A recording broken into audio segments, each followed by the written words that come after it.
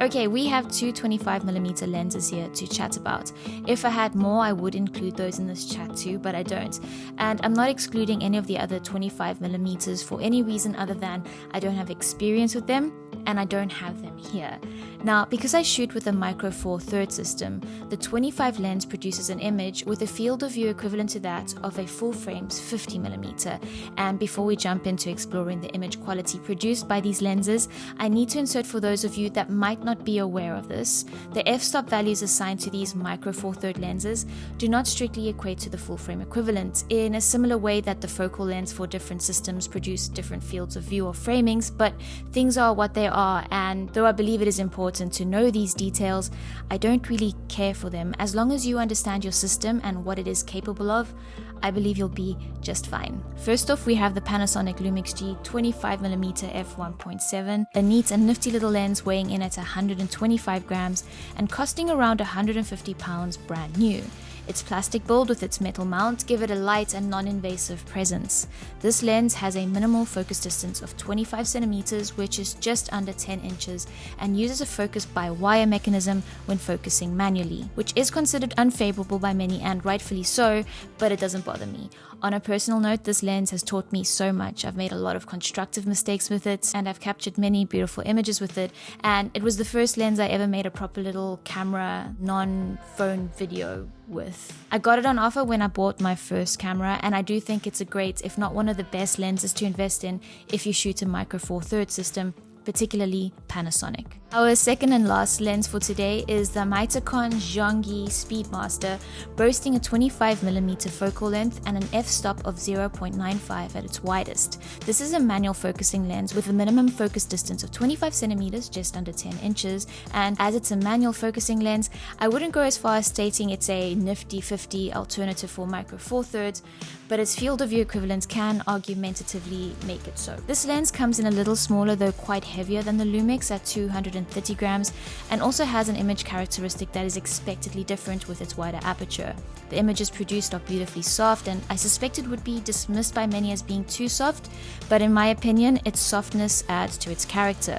Another characteristic this lens does have is that it seems to add a magenta tint to your images, which I don't love, but it's pretty easy to handle in post. And the magenta seems to not be as apparent in darker images. This one is not particularly cheap, selling for around £390 brand new, but after patient research and waiting, I managed to find one pre-owned and in excellent condition, and I believe I paid just under $200 for the lens, a bunch of step-up rings, and an ND filter. When comparing the images produced by these lenses at their widest aperture, here are some differences. Note with these portraits the softness of the clothing at f0.95 compared to f1.7. This is expected obviously with a wider aperture. Here are two more portraits with the lighting set for the Lumix 1.7 and the Mitakon with a narrow aperture, and even with somewhat matching apertures, there is a softness to the Mitakon, and this is also taking into account the inconsistent position of the model. Regardless, I am of the opinion that the softness of the lens adds a pretty cool and calming characteristic to these images. For interest's sake, I took two more portraits comparing the Lumix and the Speedmaster, both at f1.7, just for the sake of this video, but to be honest, I will probably almost never use the Mitakon at any other aperture. I got it for the 0.95 and that's what I'm going to use it for. And here are both at their widest setup for their minimum focusing distances. Here are some shots for both lenses at their widest, and for these two sets here, I adjusted the shutter speed to preserve the highlights or exposed to the right. This Mitakon set here has the shutter speed adjusted to match the exposure of the Panasonic shot, and we have them set to two focusing points, the foot and the torso, for you to get a feel for the leeway we have for focus range and also to show off the buttery shallow depth of field, especially that produced by the Mitakon. And just for kicks, here are some bokeh.